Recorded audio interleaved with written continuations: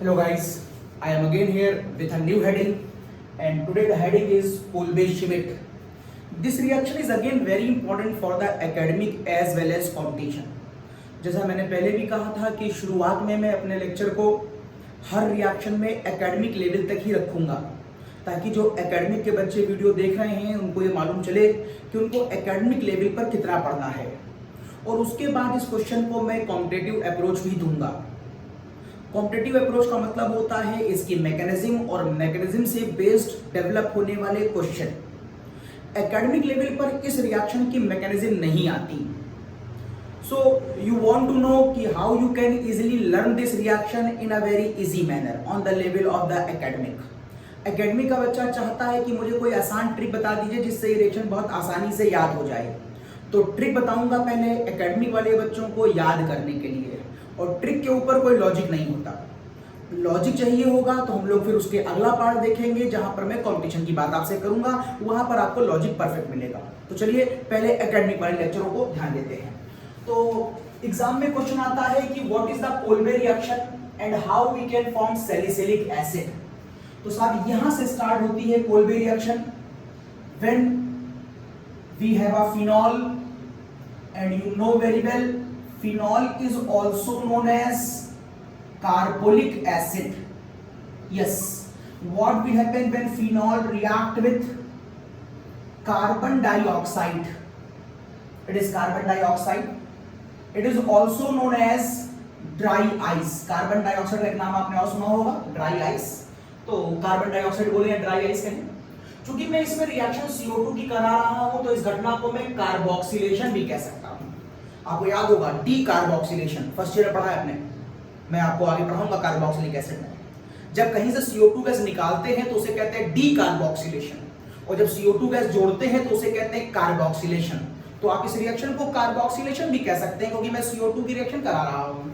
किस मीडियम में करा रहा हूं, ये बड़ी खास बात है, बेसिक मीडियम में करा रहा हूं। Okay, NaOH। हर जगह हम लोग कहा करते थे, जब बेस अक्सर हम लोग बोलते हैं तो कहते हैं कोई बेस लगा दो, NaOH लगा दो, KOH लगा दो, कोई लगा दो। यहां पर कोई लगाने से आंसर बदल जाता है। यहां पर मैंने लिखा हुआ है NaOH लगाओगे तो आर्थो कंपाउंड अच्छा मिलेगा, और KOH लगाओगे तो पैरा कंपाउंड अच्छा मिलेगा। तो ऐसा मैं क्यों कहता हूं, ये मैं आपको अपने एक्सप्लेनेशन में बताऊंगा। फिलहाल आप जान लीजिए, बुक में यहां पर हमेशा NaOH ही लिखा हुआ है। आपकी टेक्स्ट बुक में NaOH ही लिखा हुआ है, इस पर गौर करिएगा। टेम्परेचर रिक्वायर्ड है यहां पर 125 डिग्री सेंटीग्रेड, और 6 से लेकर 7 एटमॉस्फेरिक का प्रेशर रिक्वायर्ड है। बिना इस टेम्परेचर के और बिना इस प्रेशर के आपको मार्क्स नहीं मिलेंगे। क्यों? क्योंकि टेम्परेचर के वेरिएशन के अकॉर्डिंग भी आंसर में बदलाव आता है। जब तक आप 125 लिखते हैं तब तक आंसर आर्थो डेरिवेटिव देगा, और जब आप 125 से ऊपर निकल जाएंगे अबव 140 तो आंसर यहां पर पैरा डेरिवेटिव आता है। आपकी बुक में सभी रिएक्शनें 125 पर दी हुई हैं, इसीलिए उन्होंने हर बुक के अंदर आंसर आर्थो डेरिवेटिव दिखाया है। मतलब आपकी बुक में 125 फिक्स कर दिया गया है, इधर से NaOH फिक्स कर दिया गया है, तो बुक का आंसर भी आप देखिए हमेशा आर्थो ही लिखा गया है। लेकिन मैं आपको सारे केस बताऊंगा। तो फिलहाल मैं इस और इस कंडीशन पे अगर बात करूं तो यहां पर जो आपको आंसर दिखाई देगा वो आपको मिलेगा ये OH, और इस OH के साथ ये मिलेगा आपको carboxylic acid. Correctively it is known as salicylic acid. Salicylic acid, it is a common name in the market, it is known as salicylic acid. or you can write down the IUPAC of this compound. This is known as benzoic acid, और इस benzoic की ortho position पे लगा है hydroxy, so you can also call it hydroxy benzoic acid. This is reaction is complete, and this reaction is complete in 2 steps. In the first step and in the second step. In the first step we have to use NaOH at this and this condition, while in the second step you have to acidified this reaction. You have to acidify this reaction by H plus ion, that is by HCl or H2SO4. And as a byproduct, there is a possibility of a formation of NaCl and water also. Yes, this is the reaction. Kolbe-Schmitt reaction, when phenol react with CO2 in basic medium, or you can say when phenol react with a dry ice in basic medium, or you can say when phenol on carboxylation in basic medium. At this and this condition, then salicylic acid is formed. ये जो salicylic बना है, ये बनाया क्यों गया है भाई? जब भी कोई कंपाउंड बनता है किसी रिएक्शन में तो उसके प्रोडक्ट की कोई इंपॉर्टेंस होनी चाहिए, बिना इंपॉर्टेंस के तुमने बनाया नहीं होगा. तो what is the importance behind the formation of this reaction, behind the formation of this compound? तो सब तीन इंपॉर्टेंस की बहुत ज्यादा हैं, तीन इंपॉर्टेंट इसकी बहुत ज्यादा है. हम आपको सैलिसिलिक एसिड से बनाकर दिखाएंगे oil of winter green. It is very important.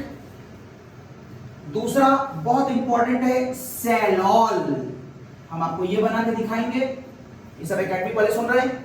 और हम आपको बना के दिखाएंगे इसी से एस्पिरिन. एस्पिरिन जब आपके बुखार होता है तो कई बार हम लोग जो दवाइयां खाते हैं उसके अंदर एस्पिरिन सॉल्ट होता है. एस्पिरिन दवाई का नाम नहीं, डिस्प्रिन दवाई का नाम है, एस्पिरिन सॉल्ट है उसका. और इस एस्पिरिन सॉल्ट के अंदर एंटी पायरेटिक और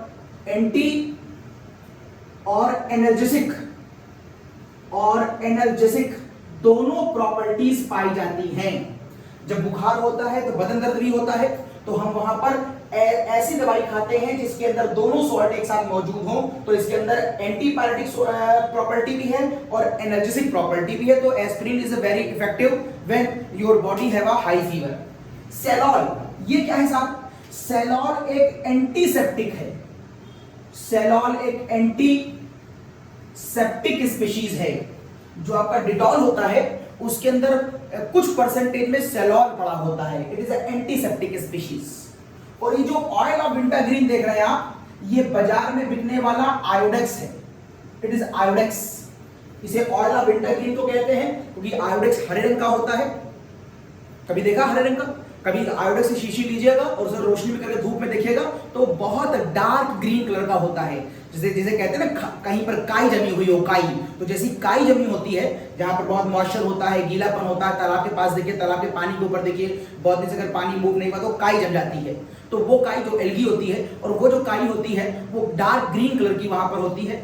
और ये एक तरह का ऑयल होता है जो जाड़े में यूज करते हैं जब किसी की हड्डियों में दर्द हो रहा होता है. तो इसे हम ऑयल ऑफ विंटर ग्रीन कहते हैं. बाजार में आयोडेक्स के नाम से बिकता है. तो चूंकि इस कंपाउंड की ये इंपॉर्टेंस है इसलिए हमें सैलिसिलिक एसिड बनाना बहुत जरूरी है अपनी इंडस्ट्री में. वैसे इवन खुद सैलिसिलिक एसिड खुद एंटीसेप्टिक की तरह भी काम करता है. It is itself behave as a antiseptic. खैर, ये एक आपके पास एक आइडिया है. अब मुद्दा ये उठता है कि साहब हम इसे याद कैसे करेंगे. एकेडमिक के बच्चे सामने आ जाए कि साहब याद कैसे करा जाएगा. तो चलिए याद करने की मैं आपको ट्रिक बताता हूं. तो देखिए ट्रिक बताने जा रहा हूं, जहां पर कोई कॉन्सेप्ट नहीं है, ट्रिक है. ये देखिए मेरे पास पहला एलिमेंट x, दूसरा एलिमेंट y. ऐसे केसों में x बड़ा है y से in the term of electronegativity. और मैं कहता हूं जब ऐसा होता है तो इलेक्ट्रॉन बाहर से अंदर भागता है. एक तरीका तो आप ये मान सकते हैं जो मैंने लॉजिक बताया. अगर ये लॉजिक आपको अच्छा नहीं लगता तो एक लॉजिक और सुनिए. अगर रिंग से जुड़े हुए जस्ट बाहर के एलिमेंट के पास आपको लोन पेयर दिखाई दे जाएं, अगर आपको लोन पेयर दिखाई दे जाएं तो ऐसे केस इलेक्ट्रॉन हमेशा बाहर से अंदर डालते हैं. ऐसे केसों को हम प्लस मीजोमेरिक कहते हैं. और जब ये इलेक्ट्रॉन अंदर डाल रहे होते हैं तो इस घटना का नाम रिजोनेंस होता है. और रिजोनेंस हमेशा किस पोजीशन पर होता है?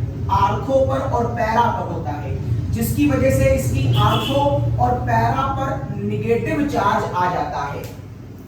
इसका मतलब यह हुआ कि फिनॉल के ऊपर जब भी कोई कंपाउंड रिएक्शन करेगा तो वो आर्थो पैरा पे करेगा. ये बात समझ में हमको आई है. फिनॉल में प्लस निजोमेरिक होने की वजह से जो भी कंपाउंड इस पर अटैक करेगा वो कहां करेगा, या तो आर्थो पे करेगा या फिर पैरा पे करेगा। ओके, अब इस कंपाउंड पे अटैक करने जा कौन रहा है, ये देखिए इस कंपाउंड पे अटैक करने जा रहा है CO2। मैंने आपसे पहले ही कह दिया है कि अभी मैं शॉर्ट ट्रिक बता रहा हूं, तो लॉजिक की बात नहीं। अगर लॉजिक की बात देखनी है तो मैं आपको इसी लेक्चर में कॉम्पिटिटिव पार्ट जब पढ़ाऊंगा तो वहां पर डिटेल में मैकेनिज्म बताऊंगा, वहां लॉजिक खुलेगा। तो अब मैं कहूंगा ये पूरा कंपाउंड यहां अटैक करना चाहता है।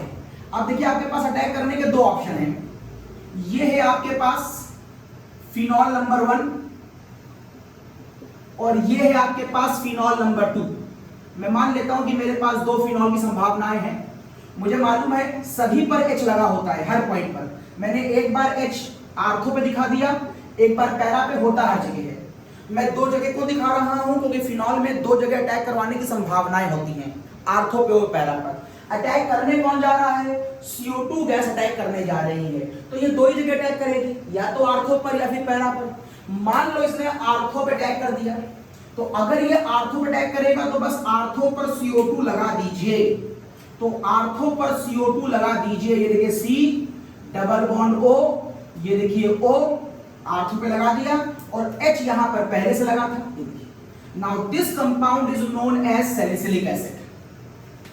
अब ये CO2 यहां कैसे आया, ये क्वेश्चन आपका यहां नहीं उठता है। आप ये जानना चाहते हैं ये कैसे आया, तो मैं बताऊंगा, अभी बताऊंगा जब मैं इसकी मैकेनिज्म बताऊंगा, लेकिन वो एकेडमिक वाले बच्चों के लिए नहीं है। एकेडमिक वाले यहां टेंशन ना ले, एकेडमिक में बस सिंपल आपको ऐसे ही लिखना होता है। अब अगर मैं आपसे कहूं कि CO2 अगर पैरा पे अटैक करेगा तो कैसे करेगा, तो आप कहेंगे यहां से देख लीजिए, यहां पर आप लगा देंगे C, ये आ गया डबल बॉन्ड, ये इसका देखिए आ गया O, ये आ गया CO2, और ये देखिए इसके बगल में कौन बैठा हुआ है, H, ये देखिए CO2, ये देखिए। तो ये बन गया आर्थो सैलिसिलिक एसिड और ये बन गया para salicylic acid. Yes, it is ortho salicylic acid and it is para salicylic acid. तो एग्जाम में एकेडमिक वाले बच्चे, what will happen when carbonic acid react with dry ice, तो आप कहेंगे या तो सैलिसिलिक या तो आर्थो सैलिसिलिक बनेगा या पैरा बनेगा। एकेडमिक वाले बच्चों को ये नहीं बताया जाता कि NaOH लेने पर आर्थो नहीं पैरा बनता है, या किताबों में नहीं लिखा है।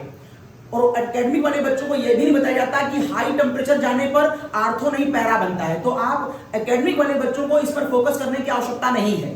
एकेडमिक का बच्चा केवल इतना पढ़ेगा कि फिनॉल की रिएक्शन ड्राई आइस से होती है, इस बेस की प्रेजेंस में होती है। अगर आप यहां पर क्योज भी लिखते हैं एग्जाम में तो आपके नंबर काटे नहीं जाते, क्योंकि किसी किताब में एकेडमिक लेवल पे लिखा ही नहीं है कि NaOH की जगह अगर क्योज ले ले तो आंसर बदलाव आता है। इसलिए टीचर को भी लगभग ना के बराबर मालूम होता है, तो वो आंसर आपको यहां पर भी नंबर देगा। तो यहां पर 125 डिग्री सेंटीग्रेड पर ले लें, यहां पर ये प्रेशर ले लें, तो आपको ये मिलेगा सैलिसिलिक एसिड। यहां पर आपको आर्थो सैलिसिलिक भी मिल सकता है और पैरा सैलिसिलिक भी मिल सकता है, बस वो माइनर क्वांटिटी में होता है। तो मैं लिख दूंगा इस रिएक्शन में ये भी मिलेगा और ये भी मिलेगा। अभी मैं आर्थो की बात कर रहा हूं, तो अभी मुझे ये मिलेगा मेजर और ये मिलेगा मुझे माइनर परसेंटेज में। ये मिलेगा मेजर और ये मिलेगा माइनर परसेंटेज में। इट इज मेजर और माइनर। ओके, अब इससे कुछ रीजनिंग क्वेश्चन भी डेवलप हो सकते हैं। जैसे रीजनिंग क्वेश्चन मैंने आपको रीमन टीमन वाले बताए थे कि साहब इससे रीजनिंग क्वेश्चन जो डेवलप होते हैं, मैं यहां पर अब कहूंगा यार पार्ट, इससे जो रीजनिंग क्वेश्चन डेवलप होते हैं वो हटा रहा हूं, एक स्क्रीनशॉट ले लीजिए। इससे जो रीजनिंग क्वेश्चन डेवलप होते हैं वो क्या डेवलप होते हैं साहब, दोनों के बॉइलिंग और मेल्टिंग पॉइंट के बारे में आपको डिस्कशन करना होता है मेरे साथ। मेरे पास एक कंपाउंड है, आर्थो सैलिसिलिक एसिड, एक कंपाउंड है मेरे पास आर्थो सैलिसिलिक एसिड, और एक कंपाउंड है मेरे पास पैरा सैलिसिलिक एसिड। आपको यह बताना होता है कि इन दो कौन है आर्थो, ये वाला है कंपाउंड आर्थो सैलिसिलिक एसिड, और ये कंपाउंड है आपके पास पैरा सैलिसिलिक एसिड। आपको यह बताना होता है कि इन दोनों में से किसके अंदर इंटरमॉलिक्यूलर हाइड्रोजन बॉन्डिंग हो रही है और किसके अंदर इंट्रामॉलिक्यूलर हाइड्रोजन बॉन्डिंग हो रही है। और ये बात मैंने आपको रीमन टीमन के लेक्चर में बताई है। अगर आपने रीमन टीमन नहीं देखा है तो उसको देखिए, अदरवाइज थोड़ी बहुत हिंट मैं यहां कर दे रहा हूं। वहां पर मैंने डिटेल बातें बताई है हाइड्रोजन बॉन्डिंग के ऊपर, कैसे हाइड्रोजन बॉन्डिंग वर्क करती है। तो यहां पर मैं ये मान के चल रहा हूं कि आपने रीमन टीमन पहले देख ली होगी, उसके बाद आप यहां पर आए हैं, तो मैं हाइड्रोजन बॉन्डिंग एक्चुअल वर्क कैसे करती है उस वाले पार्ट को मैं मिस करूंगा खाली बस। तो आपसे मैं कहूंगा ये देखिए, आपसे मैं कहूंगा, मैं थोड़ा सा पार्ट ऊपर का और मिटाना पड़ेगा, जगह बनानी पड़ेगी अपने लिए। तो आपसे मैं कहूंगा कि मुझे एक बात मालूम है कि किस समय आप कहते हैं आर्थो अच्छा होता है और किस समय आप कहते हैं पैरा अच्छा होता है। मान लो यहां पर एक्स वाई लगा है और मान लो यहां पर भी एक्स वाई लगा है, बताओ इन जनरल मेजर कौन होता है? इन जनरल मेजर ये होता है और ये होता है माइनर। क्यों? क्योंकि ये दोनों एक दूसरे पर क्या लगा रहे होते हैं? स्टेरिक हिंड्रेंस, जबकि ये स्टेरिक हिंड्रेंस यहां पर अप्लाई नहीं हो रही होती है। स्टेरिक हिंड्रेंस का मतलब होता है झगड़ा, और जब दो लोग झगड़ा करते हैं तो वो एक दूसरे से झगड़ा करने की वजह से अपना एनर्जी लेवल बढ़ा लेते हैं, और जब उनकी अपनी एनर्जी बढ़ती है तो उनका, जब किसी की एनर्जी बढ़ती है तो उसकी स्टेबिलिटी गिर जाती है। तो इस कंपाउंड में झगड़ेबाजी की वजह से इसकी एनर्जी बढ़ गई होगी, इसकी स्टेबिलिटी गिर गई होगी, और जिसकी स्टेबिलिटी कम होगी वो कभी मेजर कंपाउंड नहीं हो सकता। दिस इज द कॉज, ये माइनर है। लेकिन मैंने बताया था, सोचिए जरा, अगर ये एक्स और वाई एक दूसरे के दोस्त होते, अभी तो दोस्त नहीं है, लेकिन सोचिए अगर एक्स और वाई एक दूसरे के दोस्त होते, दोस्त को कैसे पहचानोगे कि दोस्त है? इनके बीच कोई प्यार मोहब्बत की बातें हो रही होंगी, इसका मतलब है इनके बीच कोई ना कोई फोर्स ऑफ अट्रैक्शन होगा। ये देखिए, अगर इनके बीच कोई फोर्स ऑफ अट्रैक्शन होगा तो फिर दोस्त बहुत अच्छे होने के बाद वो पास आकर झगड़ा नहीं करते, बल्कि वो और पास आना चाहते हैं।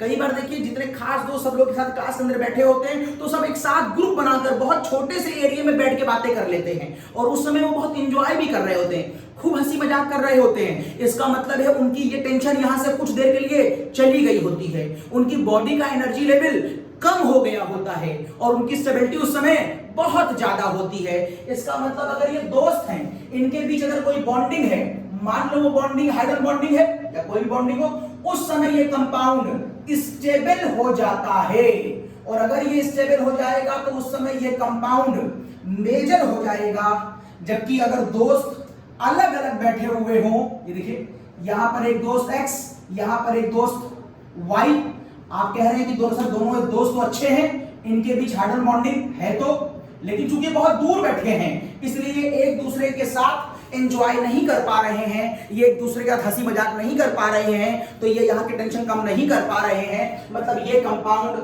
दोस्त होने के बावजूद दूर बैठा हुआ है, ये बेकार कंपाउंड है, ये हो जाएगा आपका मेजर। तो आप समझिए कब ये मेजर होगा और कब ये मेजर होगा। इन जनरल ये हमेशा माइनर होता है क्योंकि ये रिपेल करता है। कोई अननोन आदमी आपके बगल में आके बैठ जाए तो आप उसे धक्का देते हैं कि दूर जाओ, मेरे पास मत बैठो, आप रिपेल करते हैं। लेकिन कोई आपके जानने वाला आपके पास आके बैठता है तो आप उसकी कुर्सी थोड़ी और खींच लेते हैं कि जरा और मेरे पास आओ। ये देखिए, जब जानने वाला होता है तो आप कुर्सी खींच लेते हैं उसकी कि मेरे पास आओ, और जब कोई अनजाना होता है तो आप उसे धक्का देते हैं। अनजाने को आप रिपेल करेंगे और जानने वाले को आप पास बुलाएंगे। तो ये लॉजिक अगर यहां लगा दिया जाए तो देखिए, आप यहां पर कहेंगे कि इस वाले O और इस वाले H के बीच में क्या लग रही होगी? Hydrogen bonding. और अगर इन दोनों के बीच में हाइड्रोजन बॉन्डिंग लग रही होगी तो ये मॉलिक्यूल एक दूसरे को स्टेबलाइज कर रहा होगा ये, जबकि यहां पर ये दोस्त हाइड्रोजन बॉन्डिंग लगा तो सकते हैं लेकिन बहुत दूर दूर बैठे हैं। इसका मतलब है ये स्टेबलाइज एक दूसरे को नहीं कर पा रहा होगा। ओके, इसका मतलब ये हुआ कि आप ये भी कह सकते हैं कि यदि मैं इस H को ऐसे दिखा दूं तो आप कहेंगे सर इस H और इस O के बीच में भी एक हाइड्रोजन बॉन्डिंग होगी, जरूर हाइड्रोजन बॉन्डिंग यहां पर भी होगी, लेकिन ये जो बॉन्डिंग है ये बहुत लंबी हो गई है। लंबी हो गई मतलब हाइड्रोजन बॉन्डिंग की स्ट्रॉन्ग क्वालिटी होती है कि वीक क्वालिटी होती है? सर ये वंडरवॉल फोर्सेस लाइक होते हैं, बहुत वीक होते हैं। तो इतनी बड़ी दूरी पर ये हाइड्रोजन बॉन्डिंग काम नहीं कर पा रही होगी, ये हाइड्रोजन बॉन्डिंग काम नहीं कर पा रही होगी, तो फिलहाल तो आप इसको हाइड्रोजन बॉन्डिंग मानिए ही नहीं कि सर यहां पर तो हाइड्रोजन बॉन्डिंग लगी नहीं रही होगी, because of distance is very high, because of distance is very high, इसलिए यहां पर हाइड्रोजन बॉन्डिंग नहीं लग रही होगी। तो फिर हम हाइड्रोजन बॉन्डिंग केवल यहां पाई जा रही है। तो आर्थो में कौन सी हाइड्रोजन बॉन्डिंग पाई जा रही है? सर यहां पर इंट्रा मॉलिक्यूलर हाइड्रोजन बॉन्डिंग पाई जा रही है। It is intra. अब इंट्रा क्या होती है? जब मैं अपने हेड से अपने टो की तरफ हाइड्रोजन बॉन्डिंग बनाऊं, मतलब विद इन द मॉलिक्यूल, अगर मैं अपने इस हाथ से अपना इस हाथ को पकड़ लूं तो ये विद इन द मॉलिक्यूल, अगर मैं अपने हाथ से ये कान पकड़ लूं तो ये विद इन द मॉलिक्यूल, मतलब बॉडी का एक पार्ट अगर बॉडी के किसी और पार्ट को पकड़ करके ऐसे बॉन्डिंग करता है तो आप कहेंगे वो इंट्रा मॉलिक्यूलर हाइड्रोजन बॉन्डिंग है। ये पूरी बॉडी है, इसके ये दो पार्ट हैं, इन दोनों ने बॉन्डिंग करी तो ये इंट्रा कहलाएगा। अच्छा, इंटर क्या होता है? ये इंट्रा हो गया, ठीक है। अगर ये इंट्रा हो गया तो इंटर क्या होता है? इंटर देखिए, अभी अभी आपने कहा है कि ये बॉन्डिंग नहीं हो पा रही है, तो क्या ये मॉलिक्यूल बॉन्डिंग करेगा ही नहीं? नहीं कर सकता है। बस तरीका क्या होगा? देखिए तरीका क्या होगा, ये बॉन्डिंग कैसे करेगा? आप कहेंगे सर ये जो आपका सैलिसिलिक एसिड था, अगर आप इसके बगल में एक सैलिसिलिक एसिड और लगा दें और वो सैलिसिलिक एसिड कुछ ऐसा हो, it is C double bond O, it is OH, it is O, it is H, एक सैलिसिलिक और, तो आप ये पाएंगे कि साहब एक हाइड्रोजन बॉन्डिंग बन सकती है इन दोनों के बीच में और एक हाइड्रोजन बॉन्डिंग बन सकती है, इस H को मैं इधर कर लूं, और एक हाइड्रोजन बॉन्डिंग बन सकती है इस H के बीच में। क्या बताया था मैंने हाइड्रोजन बॉन्डिंग कंडीशन? हो सकता है भी आपने ना देखा हो, रीमन टीमन वाला को मैंने बताया था कि हाइड्रोजन बॉन्डिंग तब बनती है जब H के दोनों तरफ ऑक्सीजन हो या दोनों तरफ हाई इलेक्ट्रोनेगेटिव एलिमेंट हो। क्यों? क्योंकि एक हाई इलेक्ट्रोनेगेटिव इलेक्ट्रॉन खींचता है जिससे H के ऊपर पॉजिटिव आता है और यहां के जो लोन पेयर होते हैं ये अपना इलेक्ट्रॉन इसको देते हैं। इस तरह से बनने वाली बॉन्ड का नाम हाइड्रोजन बॉन्डिंग होता है। यहां पर जो H था इसने इलेक्ट्रॉन खींचे होंगे जिससे यहां पॉजिटिव आया होगा और उसके बाद यहां के लोन पेयर इसको ट्रांसफर हुए होंगे और इस तरह से बनी होगी हाइड्रोजन बॉन्डिंग। अभी मैं अपने हाथ से अपनी ही बॉडी का पार्ट पकड़ रहा था, अब मैं अपने हाथ से दूसरे बच्चे के हाथ को पकड़ूंगा। अगर मैं किसी और के हाथ को ऐसे पकड़ लेता हूं तो जब दो मॉलिक्यूल एक दूसरे से बॉन्डिंग करते हैं तो उसे कहते हैं हम inter molecular hydrogen bonding. Inter का मतलब होता है बीच में, जब दो लोगों के बीच में कोई बॉन्डिंग बनती है तो उसे कहते हैं इंटर। आप किस क्लास में हैं? आप इंटर में हैं और हम इसे बीच वाली क्लास कह सकते हैं, इसीलिए आपने देखा होगा माध्यमिक शिक्षा परिषद कहलाता है। मतलब इसको माध्यमिक हिंदी में जो यूपी बोर्ड के बच्चे होते जानते हैं उसको माध्यमिक इसलिए कहते हैं क्योंकि इंडियन गवर्नमेंट के हिसाब से पढ़ाई के केवल 3 ही स्तर हैं। एक हाई स्कूल जिसको निम्नतम स्तर मानते हैं, उसका मतलब होता है केवल साक्षर, मतलब जो केवल अक्षरों को पहचानता है। उसके बाद होता है इंटरमीडिएट, ये बीच में आया, और सबसे हाई होता है ग्रेजुएशन। इसे जो ग्रेजुएट होते हैं उसे कहते हैं पढ़ा लिखा। अभी आप पढ़े लिखे नहीं हैं, आप अक्षरों को पहचानते हैं और जो पढ़ा लिखा है उनके बीच की स्थिति में हैं आप। हाई स्कूल जिसे कहते हैं हम खाली अक्षरों को पहचानता है, साक्षर है। उसके बाद आता है इंटरमीडिएट, उसके बाद आता है ग्रेजुएशन, उसके बाद आपने एमएससी करा, पीएचडी करा, एमडी करा, ये सब एक्स्ट्रा ऑर्डिनरी होती डिग्रियां हैं, इनसे में कोई मतलब नहीं है। ओके, तो मैंने कहा इस समय जो बॉन्डिंग है वो कौन सी बॉन्डिंग है? ये वाली जो बॉन्डिंग है वो इंटरमॉलिक्यूलर हाइड्रोजन बॉन्डिंग है, दो लोगों के बीच में। इसका मतलब है यहां पर कौन सी बॉन्डिंग आ गई? इंटरमॉलिक्यूलर हाइड्रोजन बॉन्डिंग आ गई। तो यहां पर इंट्रामॉलिक्यूलर और यहां पर इंटरमॉलिक्यूलर। ये वाला केस मैं यहां समझा रहा हूं आपको और ये वाला केस मैं आपको यहां समझा रहा हूं। ये देखिए, अब ये मॉलिक्यूल अकेला है। अगर हवा बहुत तेज चल जाए, अगर हवा बहुत, अच्छा एक बात पहले बताओ, ये वाला मॉलिक्यूल अकेला है जबकि यहां पर दो लोगों ने एक दूसरे का हाथ पकड़ लिया है, तो रिलेटिव किसका मॉलिक्यूलर वेट ज्यादा हो गया? रिलेटिवली इस वाले मॉलिक्यूल में एक ही मॉलिक्यूल और यहां पर ऐसे ही मॉलिक्यूल एक के बाद एक, एक के बाद एक, एक के बाद एक लगातार जुड़ते चले जाएंगे। तो यहां पर आप एक पॉइंट और डाल सकते हैं कि ये वाला मॉलिक्यूल एसोसिएशन नहीं करता, ये अकेले रहता है, जबकि ये वाला मॉलिक्यूल एसोसिएशन करता है क्योंकि ये लगातार बगल में जुड़ता ही चला जाएगा। ये एसोसिएशन नहीं करता, ये एसोसिएशन करता है। अब चूंकि ये एसोसिएशन करता है इसलिए इसका रिलेटिव मॉलिक्यूलर वेट ज्यादा हो जाएगा, जबकि इसका comparatively relative molecular weight comparatively कम होगा। ये अकेला है। अब जैसे आप मेरा मॉलिक्यूलर वेट, मेरा वेट मान लो, मोटी मोटी बात, केमिस्ट्री मत लगाओ, सामान्य जीवन, मेरा वेट, मैंने हाथ पकड़ लिया, बताओ मेरा वेट, मैंने ऐसे पकड़ लिया, बताओ मेरा वेट, मैंने टोप पकड़ लिया, बताओ मेरा वेट, ये सब मेरा मॉलिक्यूलर वेट है। लेकिन अगर मैंने किसी दूसरे बच्चे का हाथ पकड़ लिया, वो बच्चा भारी है, वो हल्का है, वो किसी भी स्थिति का, और वहां पर 2 बच्चे हैं, 10 हैं, सब एक दूसरे के हाथ पकड़े हैं, तो ऐसी स्थिति में क्या ये पूरी चेन बहुत भारी नहीं हो जाएगी? इसी को मैं कह रहा हूं रिलेटिव मॉलिक्यूलर वेट, एक दूसरे के रिलेशन में, इसके कंपैरिजन में इसका वेट भारी हो गया, बस इतना कह रहा हूं। अब अगर ये मॉलिक्यूल हल्का है तो अगर आंधी तूफान आ जाए तो ये वाला मॉलिक्यूल आसानी से हवा में उड़ जाएगा। मैं अकेला खड़ा हूं, आंधी तूफान आएगा तो मैं उड़ जाऊंगा, लेकिन अगर 15-20 लोग खड़े होंगे लाइन से, सब एक दूसरे के हाथ पकड़े होंगे, अगर बहुत तेज आंधी तूफान आया तो शायद हम में से कोई भी ना उड़े।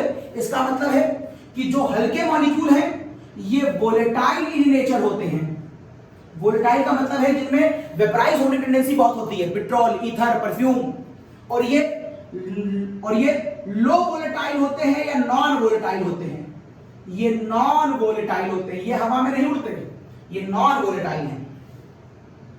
ठीक है, ठीक है, आगे देखते हैं।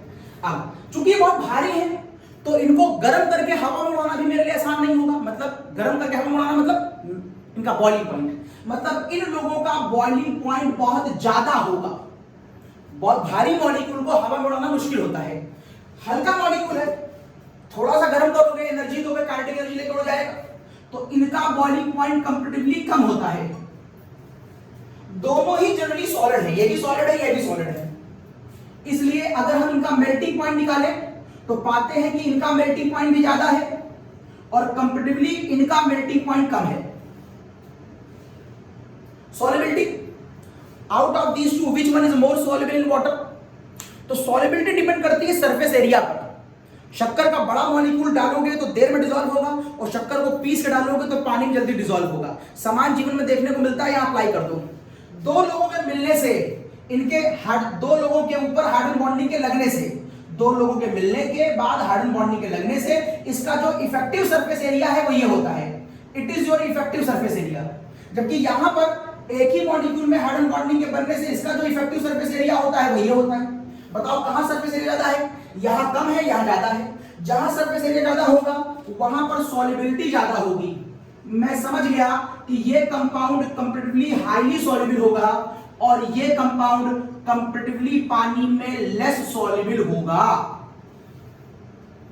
अब ये सारी बातें एकेडमिक में किस तरह से पूछ सकता है वो, तो एग्जाम में क्वेश्चन पैराग्राफ में ऐसे आ सकता है। देखिए एकेडमिक वाले बच्चे देखना भी, मान लीजिए कंपाउंड है मेरे पास यहां पर, मान लीजिए मेरे पास यहां पर एक कंपाउंड है phenol, it is your phenol, और फिनॉल को उसने कह दिया मान लो ये कंपाउंड ए है, उसने इसकी रिएक्शन कराई और यहां पर जो आंसर ला रहा है वो कह रहा है दो कंपाउंड आ रहे हैं बी और सी, जिसमें मैं इनको इंक्लूड नहीं कर रहा हूं, बी और सी।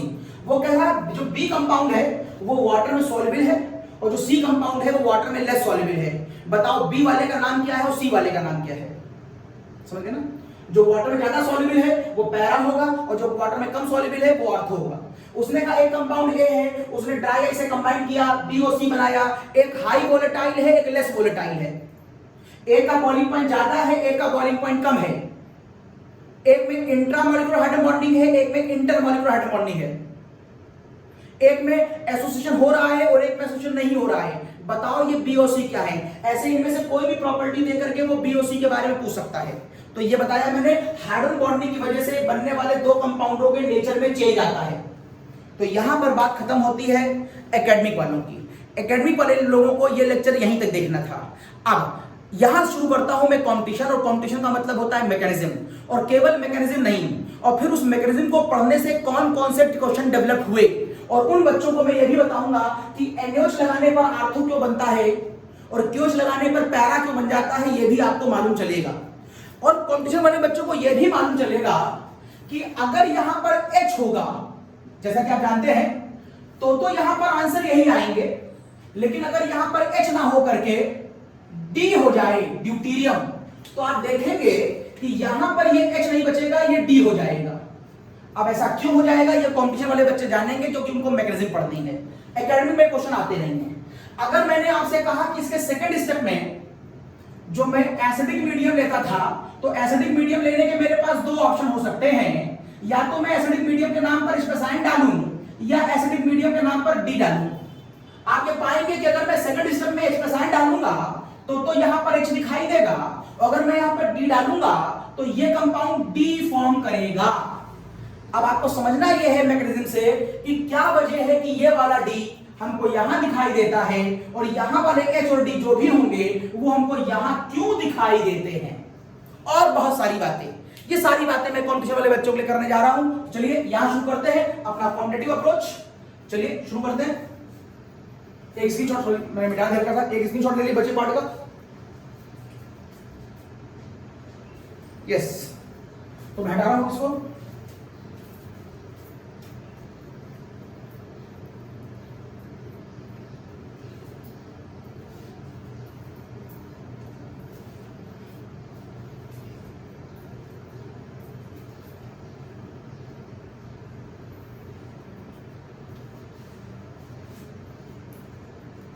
Yes.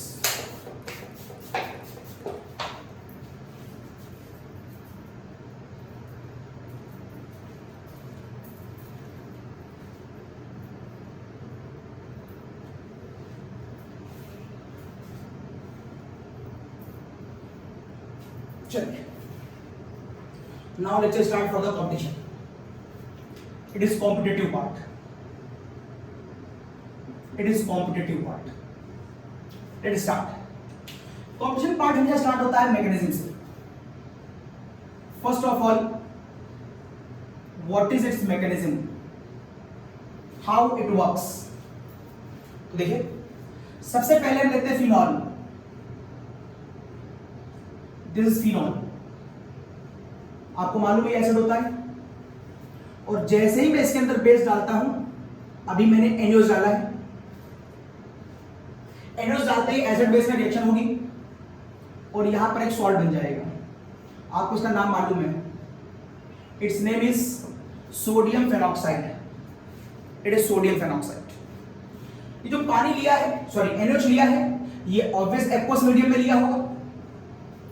मैंने आपसे कई बार कहा है, किसी भी सॉल्ट को ऑन द पेपर तो आप दिखाते हैं कि वो मान लो NaCl है, तो आप दिखाते हैं वो NaCl मिला के लिखा हुआ है, लेकिन जब आप उसे पानी में डालते हैं तो कभी वो साथ में नहीं होता।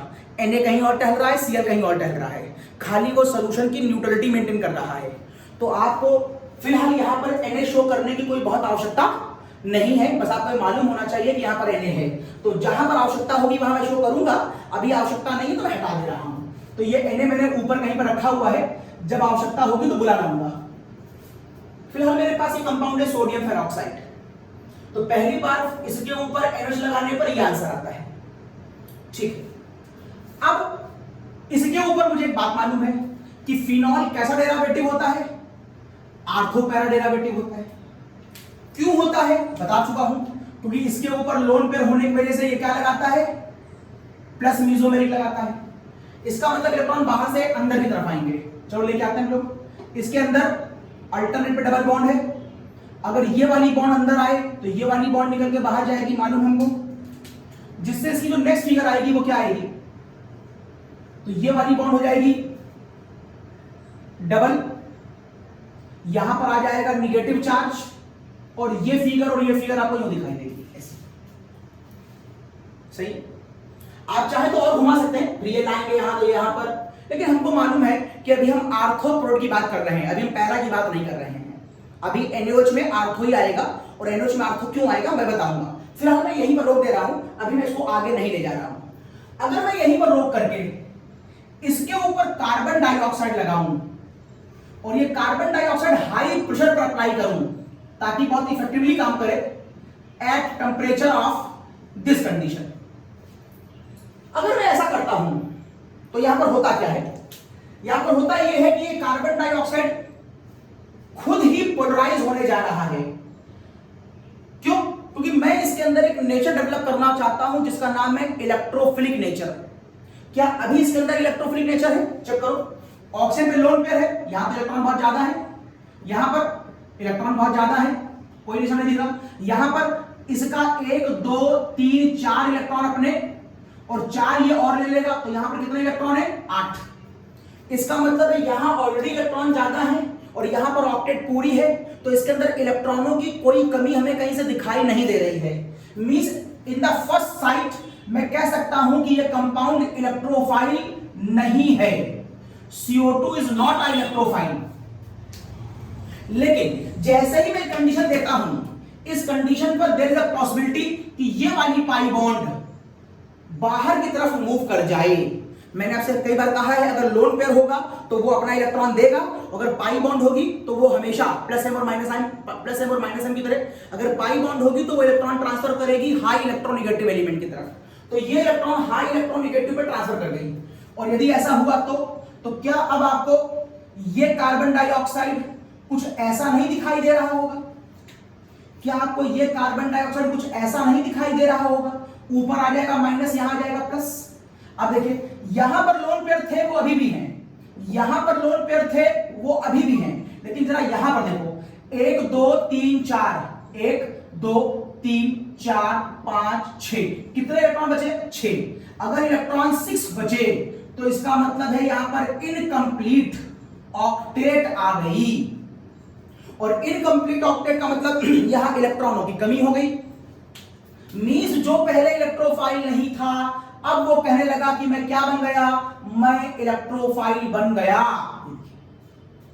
तो सबसे पहला काम होता मेरा CO2 को कि मैं इलेक्ट्रोफाइल बना ले जाऊं। पहले CO2 इलेक्ट्रोफाइल नहीं है, लेकिन आफ्टर पोलराइजेशन CO2 इलेक्ट्रोफाइल बन सकता है। अगर ये इलेक्ट्रोफाइल बन गया तो अब क्या होगा? अब ये वाला पॉजिटिव साइन इसके निगेटिव पर अटैक कर देगा। अगर इसने इसके निगेटिव पर अटैक किया तो इसकी नेक्स्ट फिगर क्या आएगी? ये आ जाएगी डबल बॉन्ड, ये आ गई डबल बॉन्ड, ये हटा दे रहा हूं मैं। यहां पर आ जाएगा माइनस चार्ज था, एक H अंडरस्टूड भी है, यहां पर H होगा ही यहां पर। ये वाला पॉजिटिव इसके ऊपर अटैक करेगा। जरा इलेक्ट्रॉन गिन लीजिए, यहां भी कार्बन के पास एक H अंडरस्टूड था। यहां कितने इलेक्ट्रॉन थे इसके पास? 1 2 3 4। कार्बन के पास होने कितने चाहिए इलेक्ट्रॉन? 6 का मतलब 2, 4। जब मैं आउटर में 4 बोलता हूं तो अंदर के 2 अंडरस्टूड होते हैं। अगर मैंने 4 बोला है, इसका मतलब यहां कुल 6 इलेक्ट्रॉन होंगे। मतलब यहां इसके प्रोटॉनों का नंबर इसके इलेक्ट्रॉनों के नंबर के बराबर है। दिस इज द कॉज ये कार्बन न्यूट्रल है। लेकिन जब ये इलेक्ट्रॉन यहां ट्रांसफर हो जाते हैं तो यहां पर अब गिनिए इलेक्ट्रॉन, 1 2 3 और 2 ट्रांसफर हो गए। तो कुल इलेक्ट्रॉन यहां कितने हो गए? 5। होने कितने चाहिए आउटर में? 4। अब हो गए हैं 5। मतलब यहां कार्बन अब 2,5 है, इलेक्ट्रॉन 7 हो गए हैं, जबकि प्रोटॉन 6 ही रहे होंगे। इसका मतलब इलेक्ट्रॉनों का नंबर बढ़ जाने की वजह से अब इसके ऊपर क्या आ जाएगा? निगेटिव चार्ज आ जाएगा। दिस इज द कॉज ये कार्बन निगेटिव है। यहां पर कार्बन के पास गिन लो आउटर में कितने इलेक्ट्रॉन है? यहां कार्बन के पास आउटर में 3 इलेक्ट्रॉन है। एक ये इसका है, एक ये इसका है, एक ये इसका है। इसका मतलब है कार्बन जो 6 होना चाहिए, यहां पर वो 2,3 है, आउटर में 3 इलेक्ट्रॉन है। तो कुल प्रोटॉन कितने होंगे इसके पास? प्रोटॉन है इसके पास 6, इलेक्ट्रॉन है यहां पर 5। अब प्रोटॉन ज्यादा हो गया है तो कार्बन पे पॉजिटिव चार्ज नहीं आ जाएगा। तो आप समझ गए कि कब कार्बन न्यूट्रल होगा, कब कार्बन नेगेटिव होगा, कब कार्बन पॉजिटिव होगा। ये सारा खेल इलेक्ट्रॉनों प्रोटॉनों का है। ओके, अब अगर ये वाला प्लस यहां पर अटैक करे तो मैं इस फिगर को थोड़ा सा दिखा दे रहा हूं। तो अगर ये वाला कंपाउंड यहां अटैक करे तो अब आपको ये फिगर कुछ यूं दिखाई देगी। ये बॉन्ड और ये बॉन्ड, यहां पर एक H तो है ही। अब इस पर अटैक कर दिया है, देखिए ये CO2 ने, ये देखिए इस पर अटैक कर दिया है ये CO2 ने। मैं ऐसे लिखूं या ऐसे लिखूं मुझे कोई फर्क नहीं पड़ता, मैं ऐसे लिख दिया, जितना थोड़ा सा लिख दिया तो ये फिगर आएगी। चेक करिए कैसा चार्ज ट्रांसफर हुआ। यहां पर जो ये 2 इलेक्ट्रॉन देख रहे हो, ये वाले, यही 2 इलेक्ट्रॉनों ने इसके साथ बॉन्डिंग करी होगी। एक्चुअल में इलेक्ट्रॉन इसने इसको नहीं, इसने इसको दिया होंगे। चलो एरो में यूं बना देता हूं, ऐसे मैं एरो में बनाता हूं। इसने इलेक्ट्रॉन इसको दिया, तो अगर इसने इलेक्ट्रॉन इसको दिया तो इस कार्बन ने अपने इलेक्ट्रॉनों से बॉन्डिंग करी ऐसे। अगर ऐसे बॉन्डिंग करी तो बॉन्डिंग करने से पहले इसके पास 3 इलेक्ट्रॉन थे। अब गिनो 1 2 3 4। बॉन्डिंग करने के बाद 4 इलेक्ट्रॉन है। बॉन्डिंग करने से पहले इसके पास 5 थे। अब गिनो 1 2 3। अब यहां भी 4 है। मतलब इधर भी कार्बन पे 4 है, इधर भी कार्बन पे 4 है, इसलिए दोनों केस क्या हो गए? न्यूट्रल हो गए। ये निगेटिव और ये पॉजिटिव आपस में मिलकर न्यूट्रल हो गया। फिनॉल NH लगाएगा, सोडियम फेनॉक्साइड बनाएगा, उसके ऊपर CO2 लगाएंगे। वो पहले अटैक नहीं करेगा क्योंकि वो इलेक्ट्रोफाइल नहीं है। फिर CO2 इलेक्ट्रोफाइल बनेगा। इलेक्ट्रोफाइल कैसे बनेगा मैंने बताया, इनकम्प्लीट ऑक्टेट हो गई है। अब उसने इस पर अटैक कर दिया, निगेटिव पॉजिटिव चला गया। कार्बन पे निगेटिव क्यों आया, कार्बन पे पॉजिटिव क्यों आया, कार्बन न्यूट्रल क्यों हुआ, सारा खेल इलेक्ट्रॉन प्रोटॉन का मैंने समझ लिया। अब एक समस्या और है। जब आप शुरुआत में कंपाउंड को स्टार्ट कर रहे थे तो इसमें एरोमेटिक नेचर था, और फिर बाय द चांस वो एरोमेटिक नेचर अंदर जाके खत्म हो गया। लेकिन कोई भी कंपाउंड चाहेगा कि अगर वो पहले स्टेबल था तो बाद में और स्टेबल होना चाहिए, तो आप इस कंपाउंड की एरोमेटिसिटी वापस करिए इसको, ताकि कंपाउंड वापस स्टेबलाइज हो जाए। तो इसकी एरोमेटिसिटी मींस इसके अंदर एरोमेटिक नेचर लाने के मैं आपको दो तरीके बता सकता हूं, आपको जो अच्छा लगे वो ले लीजिए। मैं दो तरीके बता रहा हूं अलग से साइड में, ये देखिए मैं दो तरीके बता रहा हूं। तरीका नंबर 1 आप ये कह सकते हैं, देखिएगा, तरीका नंबर 1 आप ये कह सकते हैं कि सर इसके अंदर double bond single bond double bond single bond alternate पे आनी चाहिए, और इसको लाने के लिए सर मैं काम करता हूं, इस वाली बॉन्ड को अंदर ले जाता हूं। मेरा एम एरोमेटिक नेचर की एरोमेटिसिटी लाना है और कुछ नहीं। मैं यहां पर डबल बॉन्ड लाना चाहता हूं ताकि अल्टरनेट पे सिंगल बॉन्ड डबल आए, लेकिन सर इस कार्बन की वैलेंसी पहले ही 4 है, 5 ना हो जाए तो जैसे ये बॉन्ड इधर आएगी वैसे ही ये वाली बॉन्ड ऑक्सीजन पर ट्रांसफर हो जाएगी। और सर यदि आपने ऐसा किया तो अब आपको ये फिगर कुछ यूं दिखाई देगी, ये डबल बॉन्ड O पर माइनस हो जाएगा, यहां पर ये C O पर माइनस हो जाएगा, और ये C डबल बॉन्ड O हो जाएगा, और ये वाली बॉन्ड और ये वाली बॉन्ड, इतनी बॉन्ड है तो जेम्स बॉन्ड बन गया होगा, मींस बहुत मजबूत आदमी बन गया होगा। ये देखिए आप इस तरीके से इसको ट्रांसफर कर कर और इस वाली बॉन्ड को ऊपर लाकर ये फिगर ला सकते हैं। और ध्यान देने वाली बात है, ऐसा करने पर यहां से निकला कौन, ऐसा करने से यहां से निकल गया ये वाला एस्पेसाइन। अब आपके मन में आएगा कि एस्पेसाइन जाएगा कहां, या तो ये एस्पेसाइन यहां जाएगा या फिर यहां जाएगा। अपने मन से कहीं नहीं भेज सकते, लॉजिक लगाना पड़ेगा। हम किसी भी चीज को डिस्टर्ब तब तक नहीं कर पाते हैं जब तक वो स्टेबल है। आप एक बात चेक करिए, आपके पास एक H निकला है, 2 आयन है, तो आप इनमें से किसको डिस्टर्ब कर पाएंगे, जिसकी स्टेबिलिटी कंपैरेटिवली कम होगी। बताओ किसकी कम है। यहां देखो double bond single bond minus, एक बार रेजोनेंस। यहां देखो double bond single bond double bond single bond double bond single bond, बहुत बार रेजोनेंस। अंदर double bond single bond minus, means यहां पर रेजोनेंस 4-5 बार है जबकि यहां पर 1 बार है। तो बताओ हाईली स्टेबल कौन हुआ। अरे बोलो, अब तुम सोच रहे होगे कि हाईली स्टेबल ये होगा, लेकिन नहीं। मैंने आपको रेजोनेंस का डिटेल लेक्चर दिया है, देखिएगा मेरे उसमें, और उसमें मैंने आपको बताए हैं रूल्स ऑफ रेजोनेंस, जहां मैंने बताया है कि अगर कोई आइडेंटिकल रेजोनेंस कंपाउंड बनाता है तो उससे ज्यादा अच्छा कुछ भी नहीं होता। और क्यों, ऐसा क्यों होगा मैंने एक्सप्लेन किया है। तो फिलहाल आइडेंटिकल सबसे अच्छा होता है। ध्यान देखिए, इतना एरिया आइडेंटिकल रेजोनेटिंग स्ट्रक्चर बना रहा है। आइडेंटिकल का मतलब अगर ये वाली बॉन्ड यहां चली जाए तो ये वाली बॉन्ड यहां चली जाएगी, जिससे क्या इसकी अगली फिगर अब आपको यूं नहीं दिखाई देगी। देखिए ध्यान से, ये फिगर और ये फिगर एक ही जैसी तो है, जबकि यहां पर ये आइडेंटिकल नहीं बनाएगा। जब ये अंदर भेजेगा तो रिंग पर माइनस यहां पर आएगा, मतलब ये फिगर और इससे बनने वाला रेजोनेंस अलग अलग होता है। मींस मैं समझ गया कि आइडेंटिकल के लॉजिक के अकॉर्डिंग ये कंपाउंड इस एरिया में हाईली स्टेबल है, तो ये कंपाउंड लेस स्टेबल होगा। दिस इज द कॉज ये वाला H निकल के यहीं पर अटैक करेगा, और अगर ये वाला निकल के यहीं पर अटैक करेगा तो अब आप कहेंगे सर ये कंपाउंड मुझको कुछ ऐसा दिखाई देगा, ये कंपाउंड मुझको कुछ ऐसा दिखाई देगा। और ये देखिए यहां पर आ गया H। कंपटीशन का पहला क्वेश्चन यहीं से बनता है, कि यहां से निकलने वाला H कहां जाता है, यहां पर कि यहां पर। मतलब अगर आप कहते कि यहां पर D है, अगर यहां D होता, यहां पर D होता, अगर यहां पर D होता तो मैं आगे बढ़ के आपको यहां पर D दिखाता। अगर यहां पर D होता तो मैं सोचता D का मतलब है ड्यूटेरियम D+, तो ये D यहां जाएगा कि यहां जाएगा, यहां जो कुछ भी होगा वो यहां जाएगा। अगर यहां H होगा तो यहां पर H आएगा, अगर यहां D होगा तो यहां D आएगा। पहले एक बात पढ़ लीजिए, मैकेनिज्म से बनने वाला पहला कॉम्पिटिटिव क्वेश्चन आपके सामने आ गया है। मैकेनिज्म से फायदा यही होता है कि बीच बीच के क्वेश्चन जो वहां बन रहे हो वो आपको आने चाहिए। फिर देखिए, अगर ये H होता, फिर देखिए अगर ये H होता तो ये H होता, तो ये भी H होता, तो यहां पर भी एक H होता, तो यही वाला H मैंने ये दिखाया, और यही कूद कर या तो यहां जाएगा या फिर यहां जाएगा, यहां जाएगा या फिर यहां जाएगा। तो मैं कहता हूं यहां जाएगा क्योंकि ये हाईली स्टेबल है। अब मैं कहता ये H ना हो करके अगर ये क्वेश्चन में D होता तो मैं कहता फिर ये डी होता, तो मैं कहता फिर ये डी होता, तो मैं कहता कि ये डी होता, मतलब ये डी होता, तो यहां से निकलता कौन, यहां से डी निकलता, तो यहां कौन आता, तो यहां पर डी आता। खैर एक रास्ता तो यूज होता है। अब एक बात और, अगर आप इस क्वेश्चन को ऐसे समझना नहीं चाहते तो मेरे पास एक तरीका और है, और वो शायद थोड़ा टफ हो लगे आपको, लेकिन कॉन्सेप्ट वो भी है। कौन समझ लीजिए, टाटोमेरिज्म का नाम सुना है? टाटोमेरिज्म आइसोमेरिज्म का पॉइंट है। कहां लगती है टाटोमेरिज्म? कंडीशन बताइए मैंने आपको, X double bond Y Z H, जहां पर ये कंपाउंड हो वहां पर लगती है टाटोमेरिज्म, और शर्त यह है कि ये ZsP3 हाइब्रिडाइज होना चाहिए, यह शर्त है। चेक करें, देखिए चेक करिए कैसा है। ये देखिए, ये बैठा रहा हूं 4 इलेक्ट्रॉन इजी कर रहा हूं इसको।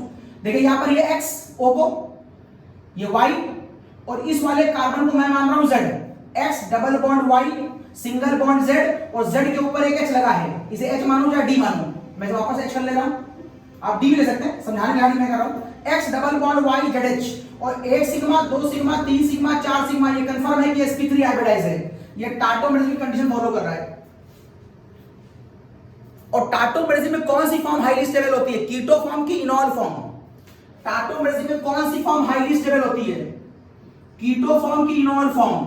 Sir keto form highly stable होती है। तो ये कौन सी फॉर्म है? ये कीटो फॉर्म है, C डबल बॉन्ड हो, तो ये हाई स्टेबल है कि लेस स्टेबल है? सर रूल के अकॉर्डिंग तो हाईली स्टेबल है, लेकिन अगर आपने टाटोमेरिज्म डिटेल में पढ़ा हो और नहीं पढ़ा हो तो टाटोमेरिज्म को मेरा लेक्चर देखिए। और मैंने आपको वहां बताया है कि टाटोमेरिज्म, और मैंने वहां बताया है कि टाटोमेरिज्म टाटोमेरिज्म में हमेशा कीटो फॉर्म हाईली स्टेबल होती है, बशर्ते वहां पर एरोमेटिक या रिजोनेटिंग स्ट्रक्चर नहीं बन रहे हों। अगर कहीं पर एरोमेटिक या रिजोनेटिंग स्ट्रक्चर बन रहे होते हैं तो ड्यू टू रिजोनेंस वो कंपाउंड एक्स्ट्रा ऑर्डिनरी स्टेबल हो जाता है। फॉर एग्जांपल, आपके लॉजिक को मैं क्लियर कर दूं हल्का सा यहां पर। अगर मैं आपसे पूछूं कि बताओ ये कंपाउंड हाईली स्टेबल है या फिर ये कंपाउंड हाईली स्टेबल है, ये कौन सी फॉर्म है? इनॉल, ये इनॉल फॉर्म है। ये कौन सी फॉर्म है? ये कीटो फॉर्म है। एल्डिहाइड और कीटो दोनों को कीटो फॉर्म कहते हैं। Out of these which form is more stable? Keto form is more stable. लेकिन अब मैं तुमसे पूछूं कि इस कंपाउंड को